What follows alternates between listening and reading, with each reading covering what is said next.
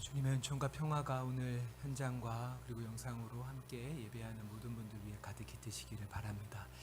우리 함께 예배하는 좌우의 지체들에게 함께 예배함이 기쁨입니다. 이렇게 한번 사랑의 인사를 건네도록 하겠습니다. 함께 예배함이 기쁨입니다. 네, 어느새 2025년에 꼭 50번째 주일이면서 올해 마지막 절기로 동지만을 남겨놓고 있는 그런 끄트머리의 시간을 보내고 있습니다. 이 시간에 소중한 이들에게 위로와 또 감사의 마음을 전하고 어둠과 추위 가운데 있는 이웃들에게는 밝은 빛과 따스한 온기를 나누기를 원합니다. 오늘도 세 번째이자 마지막으로 마태가 전해주는 예수 탄생 이야기를 나누고자 합니다.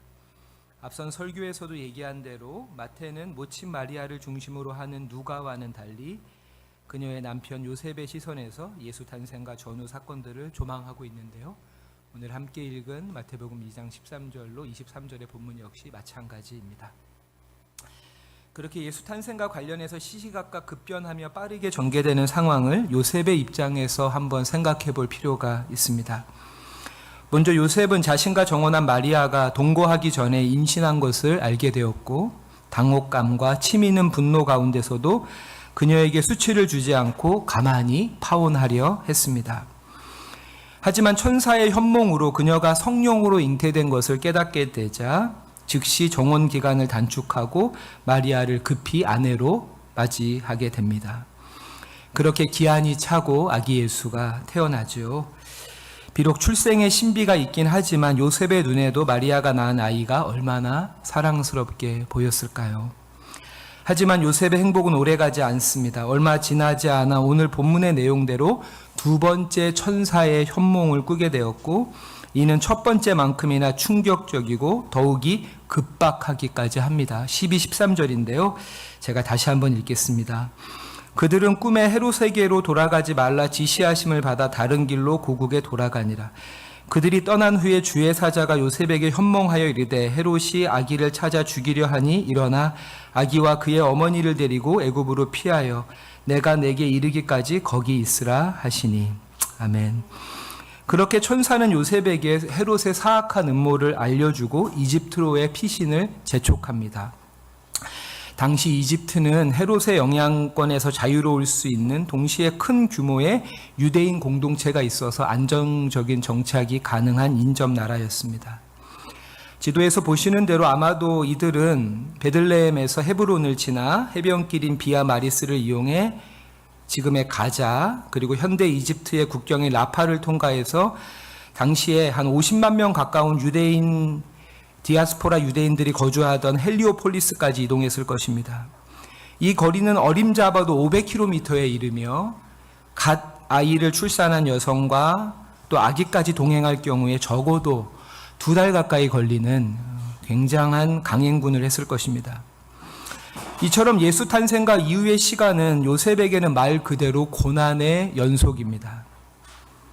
복은 쌍으로 안 오고 화는 홀로 안 온다는 말이 제격입니다. 요셉은 하나님께 순종해 마리아를 아내로 맞아들였고 그렇게 태중의 예수를 다윗의 계보에 나게 함으로써 구약 메시아 예언을 성취하는데 결정적인 역할을 했습니다.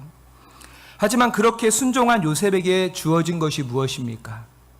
아버지라 불리우지 못하는 아버지의 책임뿐이었고 이제는 언제 돌아올지도 모르는 피난민 신세까지. 하지만 이것이 그리스도의 계보에 속한 자라는 명예 뒤에 감춰진 멍해가 아닐까요? 명예에는 멍해가 따릅니다. 멍해를 지지 않으면 명예도 없습니다. 그렇게 새롭고 참되며 영원한 하나님 나라가 이 땅에 펼쳐지기 위해서는 누군가 희생을 해야 합니다. 요셉은 이러한 자신의 운명을 묵묵히 받아들였고 그렇게 아버지와 남편의 자리를 지켰으며 예수와 마리아의 고난과 슬픔에 동참합니다. 특별히 이러한 요셉의 순종은 이어지는 폭군 헤롯의 만행과 또렷한 대조를 이루는데요. 16절 상반절입니다. 이에 헤롯이 박사들에게 속은 줄 알고 심히 노하여 헤롯은 뒤늦게 박사들이 자신의 지시를 묵살하고 예루살렘에 들리지 않고 본국으로 돌아가 버렸다는 사실을 알게 되고 심히 분노합니다. 하지만 이것은 어처구니 없는 분노이죠. 자신이 먼저 박사들에게 나도 가서 경배하려 한다라면서 뻔뻔한 거짓말을 한 것이 아닙니까? 음흉한 계획이 동방의 현자들에게 탄로난 것을 부끄러워하기는커녕 더욱 사악한 일을 벌이게 됩니다. 16절 하반절인데요. 사람을 보내어 베들레헴과 그 모든 지경 안에 있는 사내 아이를 박사들에게 자세히 알아본 그때를 기준하여 2살부터 그 아래로 다 죽이니.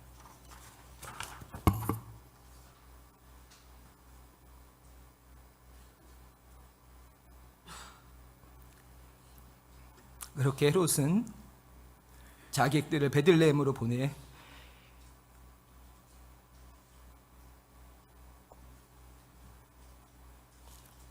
주변의 모든 지역에서 2살 아래의 사내 아이를 샅샅이 찾아 한 명도 살려두지 말라고 명합니다.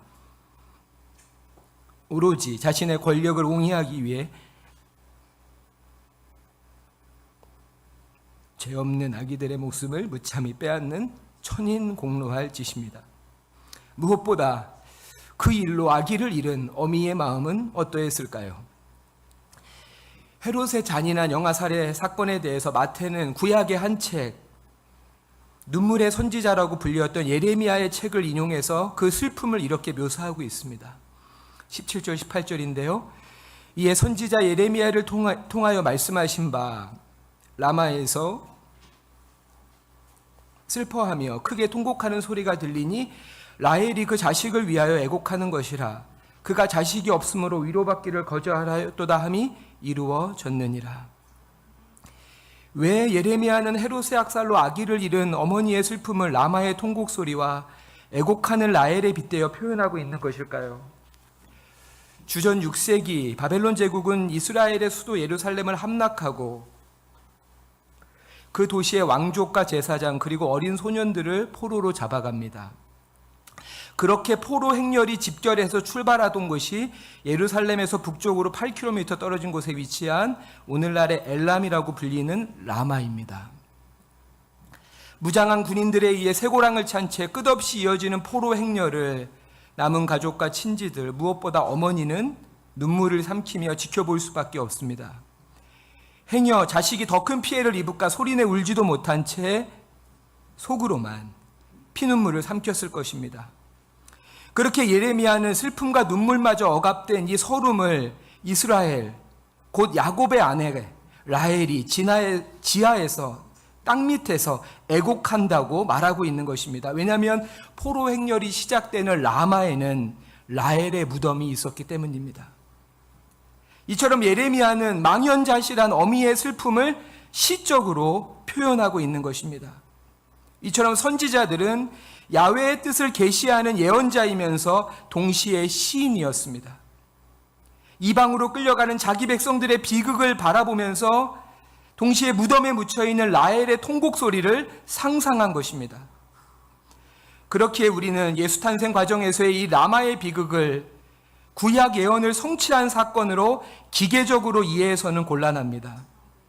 마태는 예레미야 시대의 바벨론 유수와 헤롯의 영아학살이라는 600년의 시차가 있는 각각의 역사적 비극을 시라는 인생과 역사의 육성 안에서 하나의 공명을 이루도록 하고 있는 것입니다. 그런 점에서 올 크리스마스에 우리가 기억해야 한 다소 특별한 캐롤이 있습니다. 이는 코번트리 캐롤이라는 노래입니다. 종교개혁 직후인 1520년 영국 버밍엄 남쪽에 위치한 코번트리에서 처음 불려지게 됐다는 이 캐롤의 가사는 일반적인 성탄의 분위기와는 다르게 헤롯의 영아 학살을 담고 있습니다. 그렇게 코번트리 캐롤은 죽은 아이를 끌어안고 자장가를 부르는 어미의 심정을 노래하는 캐롤입니다. 성탄의 빛은 세상의 모든 어둠과 슬픔을 끌어안는 하나님의 품입니다. 지난 12월 11일 말씀 그리고 하루의 기도문, 파울 게르하르트가 쓴 기도문의 내용입니다. 그래서 당신은 입으로는 말할 수 없는 수많은 재앙과 참혹함 속에서도 온 세상을 그토록 강하게 끌어안으셨습니다. 마태를 통해 헤롯에게 아이를 잃은 어머니의 눈물과 바벨론 유수라는 선조의 비극이 시대와 역사를 초월해서 조우하듯 오늘 우리가 이 말씀 앞에서 기억해야 하는 이 시대의 눈물은 무엇입니까? 5.18 광주 어머니들의 눈물이고 세월호 참사와 이태원 참사와 같은 사회적 참사 유가족들의 눈물이고 지금도 계속되고 있는 산업재해 현장에서 아들과 남편, 아빠를 잃은 이들의 눈물을 헤아리고 닦아주는 저와 여러분이 되기를 원합니다. 그렇게 긴박한 피난의 시간을 뒤로하고 정착한 애굽에서 이 베들레헴의 비극을 전해들은 요셉의 심정은 어떠했을까요? 나와 아내 그리고 아기는 살아서 다행이라는 안도감이었을까? 아니면 나만 살았다는 부끄러움과 죄책감이었을까요? 지금 이 시대 대한민국에서 최고의 문학평론가 중에 한 사람으로 손꼽히는 서울대 영문학과의 신영철 교수는 한국의 현대문학을 관통하는 한 가지 정서가 있다고 말합니다. 윤동주의 서시로부터 최인훈의 그레이구락부 전말기, 김승옥의 무진기행, 황석영의 아우를 위하여, 박안서의 부끄러움을 가르칩니다. 임철우의 봄날 등을 열거하면서 한국의 현대문학을 꿰뚫는 하나의 정서는 바로 부끄러움이다 라고 말합니다. 비록 이것이 부정적인 감정이긴 하지만 죽은 이들 앞에서 살아남은 이가 느끼는 부끄러움이야말로 한 인간을, 더 나아가서 우리 사회를 더 나은 방향으로 이끌고 가는 결정적인 계기가 되었다고 말하고 있습니다. 저는 개인적으로 요셉 역시도 그러했을 것이라고 생각합니다. 우리 가족은 살아서 다행이야, 나는 안도감이 아니라 우리만 살아서 미안하다는 죄책감과 부끄러움으로 품에 안은 이 아기의 삶이 죽은 이들 앞에 부끄러운 삶이 되어서는 안 되겠다고 생각했을 것입니다. 예수님 역시 자란 뒤에 듣게 된 베들레헴의 비극을 가슴 깊이 담고 살지 않았을까요? 그렇게 우리가 오늘날 누리는 특별한 은총과 혜택이 있다면 그것 앞에서 우리가 느껴야 할 감정은 감사와 안도 이전에 부끄러움이어야 할 것입니다. 그렇게 부끄러움을 아는 마음, 즉 수호지심이 있을 때 나만의 안도가 아닌 모두의 안온함을 위해 기도하게 되고 나만의 행복이 아닌 이웃과 더불어 누리게 될 참된 평화를 꿈꾸며 평화의 씨앗을 파종하는 삶을 살게 될 것입니다. 마지막으로 22절, 23절입니다.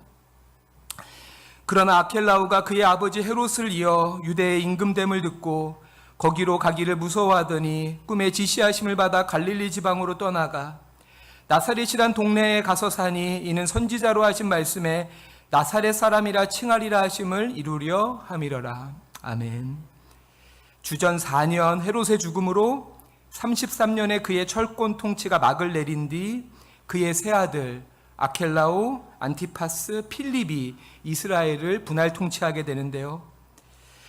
그 중에서 하필이면 부정적인 면으로 아버지를 가장 많이 닮은 아켈라오가 요셉이 돌아가야 할 베들레헴이 위치한 유대 사마리아 지역의 분봉왕으로 즉위하게 됩니다. 새 시대를 꿈꾸며 이스라엘로 귀환하던 요셉도 이 소식을 듣게 되죠. 그렇게 그는 유대 베들레헴 정착을 심히 걱정하게 되고 천사는 헤롯의 세 아들 중에 상대적으로 온순했던 안티파스가 분봉왕으로 있는 갈릴리 나사렛으로 요셉과 아기 그리고 마리아를 인도하게 됩니다. 그렇게 이들은 유대 베들레헴이 아닌 북부 갈릴리 나사렛에 정착하게 되죠.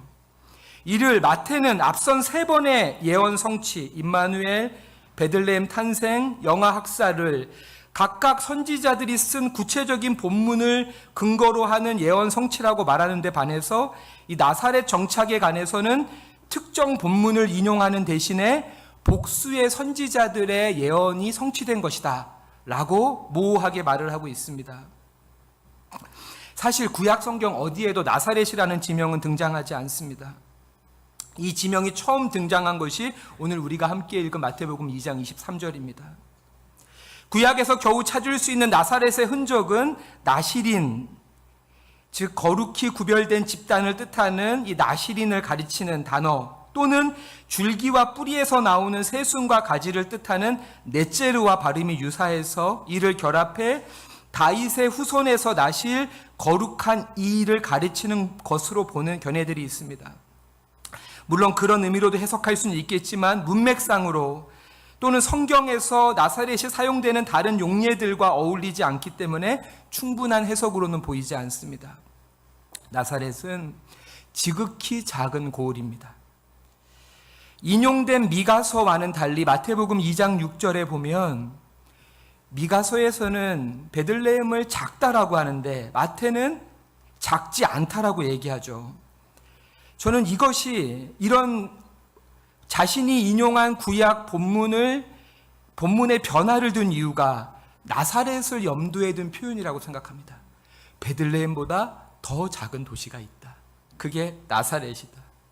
요한복음 1장에서 빌립은 자신이 선지자들이 약속한 그분을 만났다면서 그가 바로 나사렛 출신의 예수라고 나다나엘에게 소개하자 나다나엘은 나사렛에서 무슨 선한 것이 날 수 있느냐라고 이야기하죠.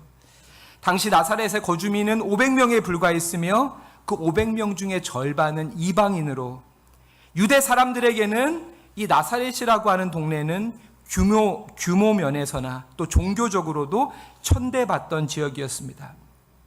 그렇게 총신대 신현우 교수는 나사렛 사람이라는 뜻은 무시당하는 사람이라고 당시 사람들에게 받아들여졌을 것이라고 말하죠. 그런 점에서 예수가 나사렛 사람으로 불리운다는 것은 구약 선지자 일반이 일관되게 예고하고 있는 고난받는 종으로서 오실 그리스도 예언의 성취라고 볼 수 있습니다. 이처럼 나사렛 사람이란 뜻은 질고를 아는 사람, 슬픔을 아는 사람으로 받아들여집니다. 보네퍼는 말합니다. 그리스도인을 그리스도인으로 만드는 것은 어떤 종교적 행위가 아니라 이 세상에서 사는 동안 하나님의 고난에 참여하는 것이다. 말씀을 맺도록 하겠습니다. 마태는 자신이 들려주는 성탄 이야기에서 그리스도의 이름을 세 가지로 우리에게 말하고 있습니다. 임마누엘, 목자, 그리고 나사렛 사람이 그것입니다. 나사렛 사람 예수는 우리의 슬픔을 알고 우리의 질고를 아시는 분입니다.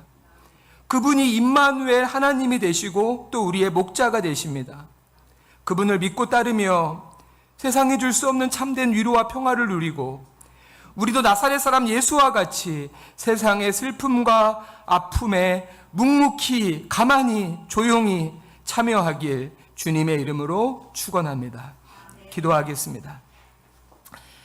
자비로우신 아버지 하나님, 먼 산에 내려앉은 하얀 눈송이가 어지럽고 또 어두운 우리의 마음을 들춰내는 듯합니다. 그렇게 주님 앞에 우리의 상한 심령을 내어놓습니다. 우리의 질고와 슬픔을 아시는 주님께서 어리석은 저희들을 불쌍히 여기시고 새롭게 해 주옵소서. 참된 진리를 향한 끈기 하나로 묵묵히 인내했던 요셉과 같이 하나님의 자녀의 명예를 지키기 위해 우리에게 주어진 멍에를 외면치 않게 하시고 그렇게 나사렛 사람이라고 불리셨던 주님처럼 눈물 흘리는 이웃과 함께 우는 슬픔을 아는 저희들이 되게 하소서. 또한 은총 앞에 감사와 함께 부끄러움을 잊지 않는 저희들이 되게 하소서. 감사드리며 나사렛 예수 그리스도의 이름으로 기도드립니다. 아멘.